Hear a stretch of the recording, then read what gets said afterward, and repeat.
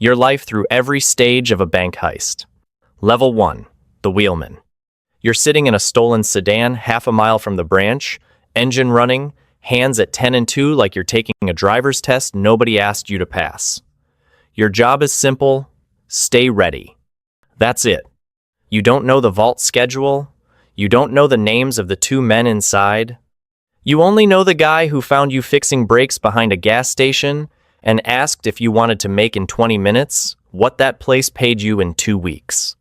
You know your number? $3,000 if the timing holds. Enough to catch up on your mother's rent and keep the lights on another month in an apartment where every unpaid bill feels like it's watching you sleep.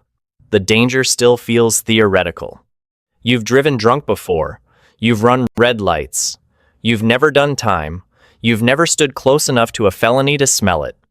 Then your burner vibrates once. Go. The bank is still just a building in your rearview mirror, but now your chest is tight enough to make every breath feel borrowed. A kid rides past on a bike. A bus kneels at the curb. Someone in a suit jogs across the crosswalk with coffee in one hand and a phone in the other. Normal morning, normal city. And you're about to become the part of someone else's story they repeat in court. You check the side mirror every few seconds, even though you told yourself you wouldn't. No sirens yet, no shouting. Maybe it really is just driving. Maybe in 10 minutes you're on the highway with cash in a duffel bag, and the worst thing that happened today is your hands sweating through the steering wheel. Then a patrol SUV slows at the light behind you. Not on you. Maybe not on you. But close enough that your thumb slides over the burner in your lap. If the street gets hot, you're supposed to tap once and pull off. Your finger hovers. The light changes. The SUV turns right. Gone. False alarm. You breathe again. 90 seconds later, both rear doors yank open and the men are inside. One breathing hard, the other laughing too loud in the way people laugh when they're still afraid. You don't look at the bags. You're not supposed to. You pull away clean, signal on, merge with traffic, become one more car moving through a city that has no idea what just happened 2 blocks over. They switch vehicles in a grocery store lot.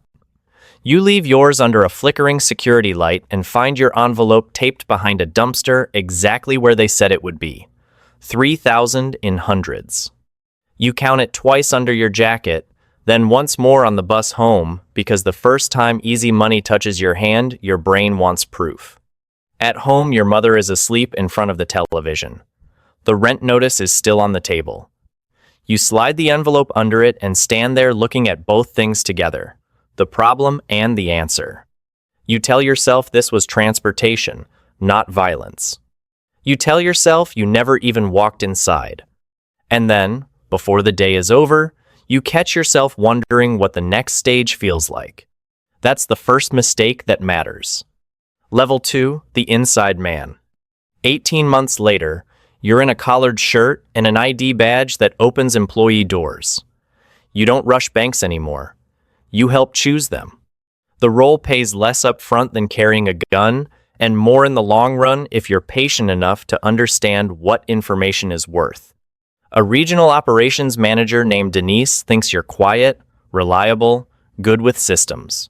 She likes that you volunteer for closing shifts. She likes that you never complain when people call out. She has no idea you're memorizing which cameras get serviced late, which alarms throw false positives, which assistant managers are lazy with dual control procedures, because routine makes people sloppy in ways greed never could. The money comes in pieces now. 5,000 for floor plans, 8 for access schedules, 10 if the job clears, and nobody gets picked up in the first month. Not enough to feel rich. More than enough to feel smarter than everyone around you. And that's more dangerous. Your girlfriend Tasha thinks the promotion means you're finally getting your life together. You let her think that because she likes futures with benefits and 401 KES and words like stability. She talks about a better neighborhood, a place with parking, maybe a kid in a year or two. You nod at the right moments. You kiss her before work. Then you go inside and sell pieces of your employer by the inch. You start small. Security code rotation days. Cash delivery windows. Which branch manager leaves the back office propped open when she takes smoke breaks? Harmless details, each one by itself. That's how you survive the mirror. You never tell yourself you're building a robbery. You tell yourself you're moving information from one place to another and getting paid for noticing what other people miss. The first job you support happens in Newark on a Thursday, right after lunch, when staffing is thin and half the lobby is old people asking about overdraft fees. You aren't there when it happens. That's part of the point. You're in another branch 40 miles away resetting a terminal and listening to Denise complain about quarterly targets while your phone stays silent in your pocket. No news is good news. No news means the timing held. No news means your floor plan was right. Your cut arrives in 2 payments through people you've never met. $13,000 total. You spend some on Tasha's car repair. Some on your brother's court fines. Some disappears into groceries and gas, and the 1,000 leaks that drain poor lives faster than any dramatic expense ever does. You tell yourself, information isn't the same as force. You tell yourself nobody saw your face. You tell yourself the men with masks are the real criminals. Then the second job goes bad. A branch supervisor you forgot to account for returns from lunch early and recognizes a door propped where it shouldn't be. The robbery still clears, but one of the men gets grabbed 2 neighborhoods over with dye staining his cuffs and your access logs in the timeline. Nobody knocks on your door that week. Or the week after. That's almost worse. Once you understand a system well enough, waiting becomes its own sentence. 3 months later, internal security interviews you in a glass office with no decorations. They ask routine questions in routine voices. Did you notice anything unusual? Did anyone ever ask about schedules?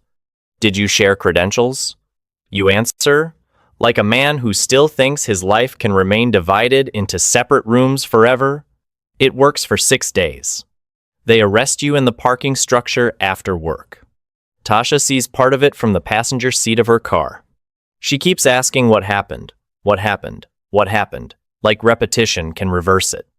They show you emails, badge logs, cell tower polls. The man caught in Newark takes a deal before the week is out. He never met you, but he knows the nickname and the chain above him, knows enough to connect the rest. Conspiracy does most of the work the gun never had to. You plead to 7. Serve 5.5. Tasha visits at first. Then she gets tired of metal detectors and vending machine dinners and planning her weekends around a man in state khakis. The last time she comes, she says she met someone in her nursing program. He has normal problems, student loans, overtime, a mother with arthritis, problems that can be solved in daylight. You want to hate him. Instead, you hate how reasonable he sounds. Level 3. The coordinator. You get out at 30. Too old for excuses, too young to be done. The world doesn't mark your return, it just presents the bill. Felony record, patchy work history. References that end where the background check begins. You fill out applications in library computers that smell like dust and plastic heat. 41 in the first month. 1 callback. No job. But prison taught you things employment websites don't ask about. How crews form. How pressure travels. How small sloppiness at the edges destroys operations that looked perfect in the center. You met men who lost millions and men who made them. Men who could break down an armored route the way accountants break down taxes. Men who understood that successful crime isn't chaos. It's management under stress. You meet Ray at a warehouse temp job unloading produce at 4 a.m., former messenger on cash routes. Did 3 years on a federal transportation case that never made the papers because nobody got shot and the public only remembers violence. He's lean, careful, older than you by maybe 10 years, with the kind of stillness that makes other men sound louder than they are. He doesn't offer stories. That makes you trust him more. You talk on smoke breaks, then in parked cars, Then over coffee in a diner outside Elizabeth where nobody asks why two men sit for 2 hours over refills and pie they never touch. You explain what you know from the inside. He fills in everything you don't. Shift changes, route drift, insurance thresholds, how long panic stays confusion before it becomes organized response. He thinks in margins, you think in openings. Together that starts to look like intelligence. You spend 11 weeks studying one target in Pennsylvania, not because it's the richest, but because it's the cleanest. Credit union. Standalone building. Weak camera overlap in the back lot. Courier pickup every other Wednesday. Assistant manager who parks too far from the employee entrance and checks her phone while walking. People hand you whole futures when they repeat themselves long enough. Ray keeps asking the questions that make plans survive. What if the courier is late? What if the backup driver swaps in? What if weather changes traffic? What if the bag is lighter than projected and not worth the exposure? He doesn't fall in love with plans. He tests whether they deserve to exist. You recruit two more through people who know better than to ask names twice. One for surveillance, one for handoff. Nobody gets the whole board. Nobody ever should. The job clears in under 3 minutes. No masks in the lot, no raised voices, no unnecessary speed.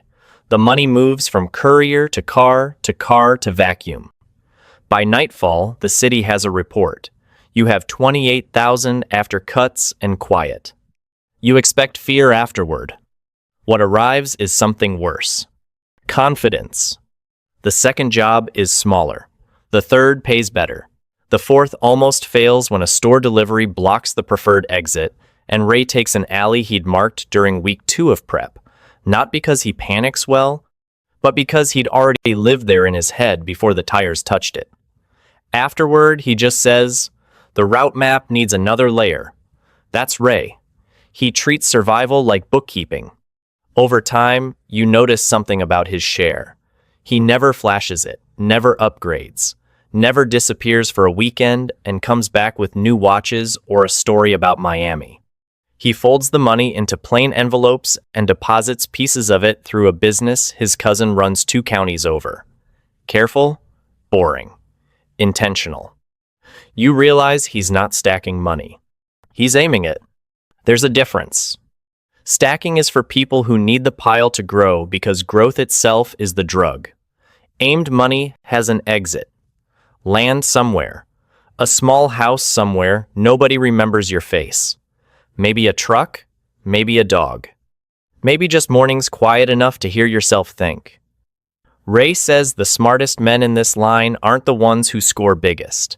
They're the ones who leave with enough and believe enough is a real number. You do 6 jobs together in 14 months. Different counties, different tempos, sometimes payroll runs, sometimes courier snatches, sometimes a branch transfer that never makes the news because the bank would rather bury the embarrassment under the phrase ongoing matter. You vary everything you can. Day of week, vehicle class, pretext, region. Pattern is what investigators pray for when they can't yet prove a name. After the 6th, Ray asks you to meet him at a diner off Route 1. Same kind of place all hard conversations happen in.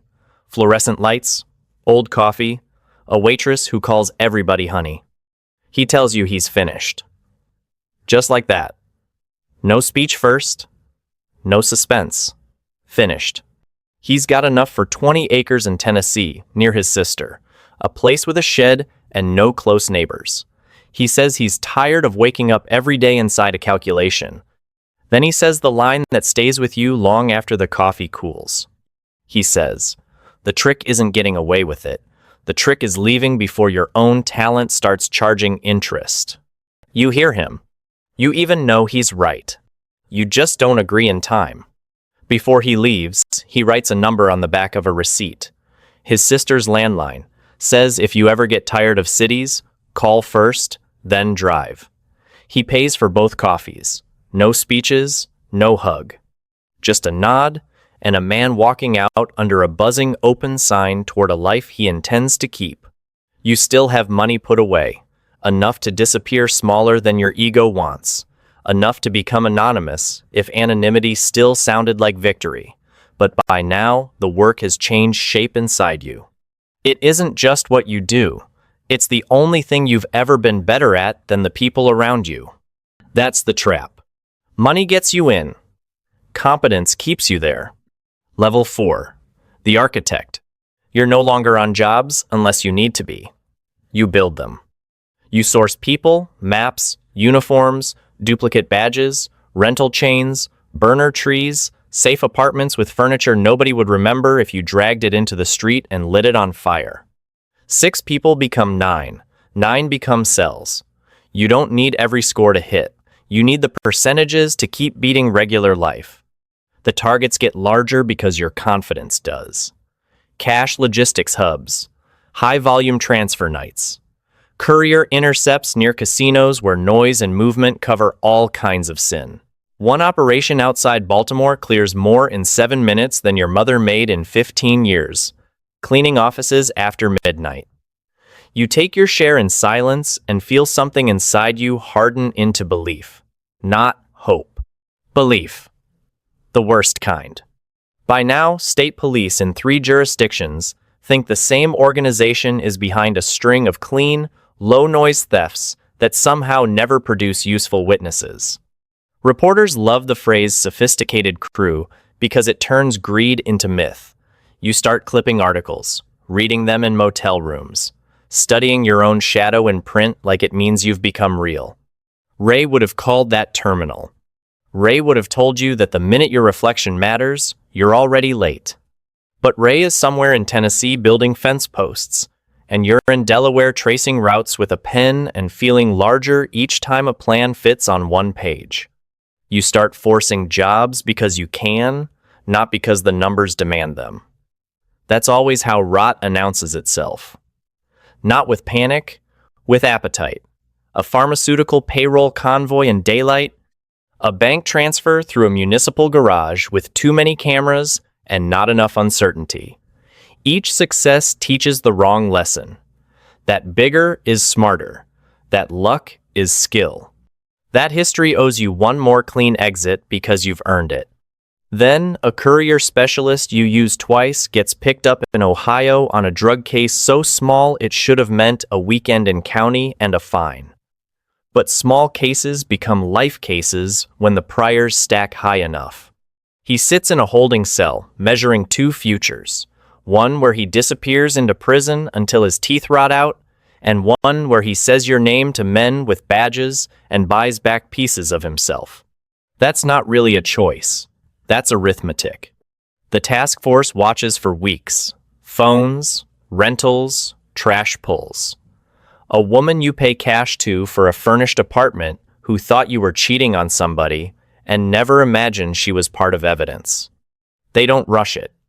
That's what real investigations do once they smell structure. They let everyone keep moving until motion itself becomes proof. They take you in at home just after midnight. 7 agents. Black jackets. 1 battering ram.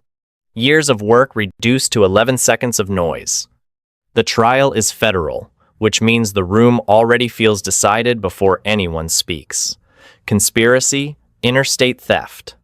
Weapons enhancements tied to men you barely know but paid anyway, because hierarchy doesn't care how personal the trigger felt.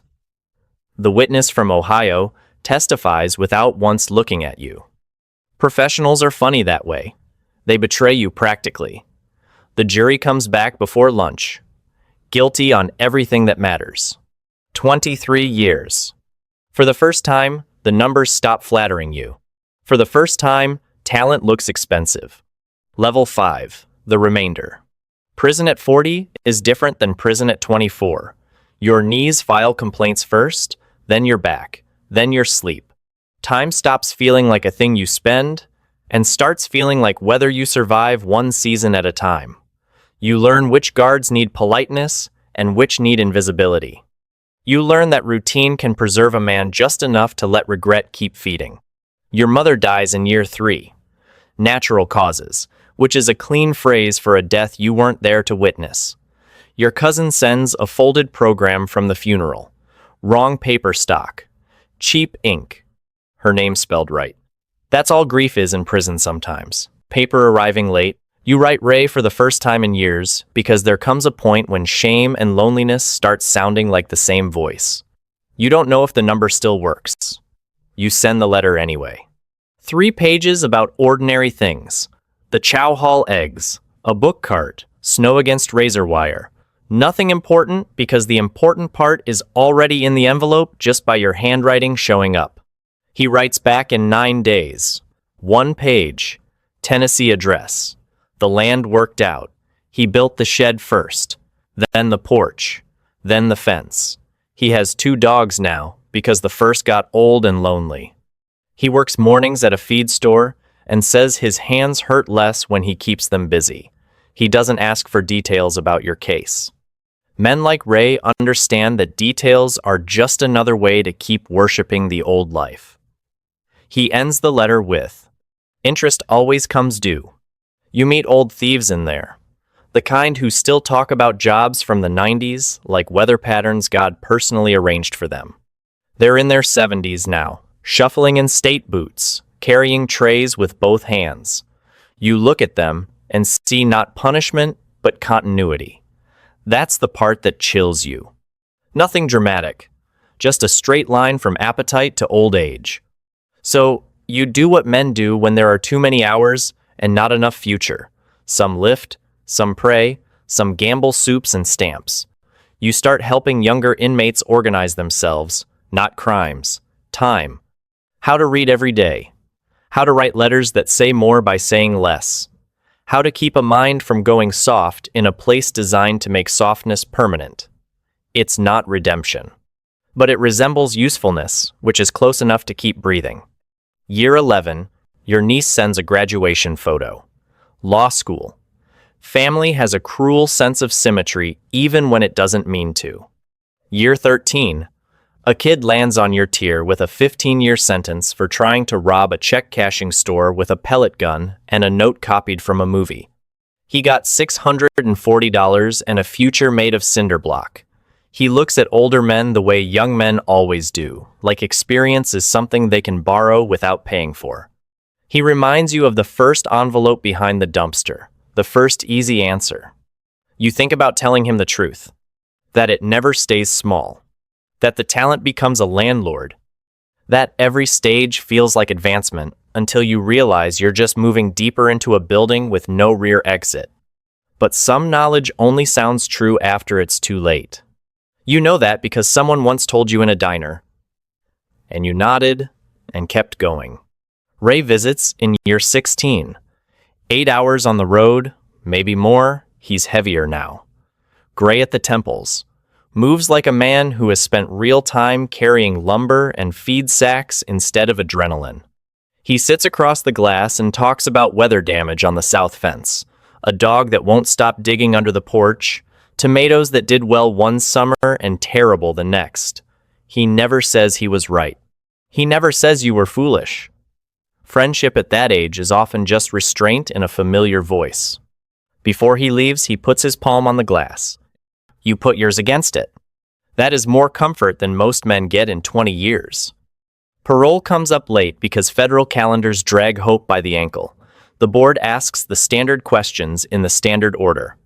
Responsibility, insight, rehabilitation, harm. You give them language clean enough to pass through paperwork. The truth is harder and uglier and less useful. You're sorry for the years. Sorry for the funerals and birthdays and ordinary Tuesdays you never got back. Sorry for all the people who had to build stable lives around the hole where you should have been. But the work itself? The design? The timing? The strange cold beauty of a plan holding under pressure? No. That part still glows somewhere in you, dimmer now, but there. You could lie better, maybe. Maybe not. They deny you the first time. 4 more years. You write Ray that night. 2 sentences. He writes back in 3 days. He says, the porch has room. You're released at 58 with 2 state-issued bags, a bus voucher, and a body that forecasts rain more accurately than local news. The world outside feels like it happened to someone else while you were sleeping. People pay with phones, cars whisper instead of rattle, coffee costs what a whole lunch used to. The money that once seemed worth any risk is gone so completely it may as well have belonged to a dream. Seized, spent, burned through by appeals, commissary, survival. Every score you ever touched ended where all bad math ends, nowhere useful. Your parole officer sets you up in a halfway room with cinder block walls and a job washing dishes in a chain restaurant off the interstate. You stand over steam and plates and think about how often life doesn't circle back poetically. It circles back because institutions like symmetry more than people do. Your niece visits once in a downtown cafe. Attorney now, sharp suit, direct eyes. She asks where you were when her mother was burying yours, where you were when she made varsity, where you were when she got accepted to school. She asks like a lawyer because lawyers know facts are sometimes the only shape pain can take without collapsing. You answer everything. She nods, pays for her own drink, leaves after 38 minutes, doesn't promise another visit, doesn't owe you one. 3 months later, you board a bus south. Ray picks you up at a station outside Knoxville in a truck older than both of you feel. One of the dogs is dead now. The other sleeps most afternoons in a patch of shade beside the steps. Ray drives with both hands on the wheel and doesn't ask what your plans are because men, your age coming out of prison, don't have plans.